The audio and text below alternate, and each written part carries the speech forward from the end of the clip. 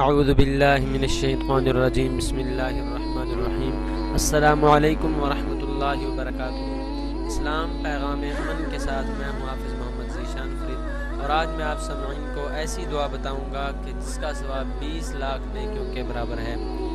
چلیے بغیر وقت ضائع کے شروع کرتے ہیں اپنی ویڈیو۔ بسم اللہ الرحمن الرحیم۔ 20 لاکھ نیکی۔ لا الہ الا اللہ وحدہ لا شریک لہ احدا صمدا لم یلد ولم یولد ولم یکن لہ کفوا احد۔ رسول اللہ صلی اللہ علیہ وآلہ وسلم نے ارشاد فرمایا کہ جو شخص یہ کلمات کہے گا تو اللہ تعالیٰ اس کے لیے 20 لاکھ نیکیاں لکھیں گے۔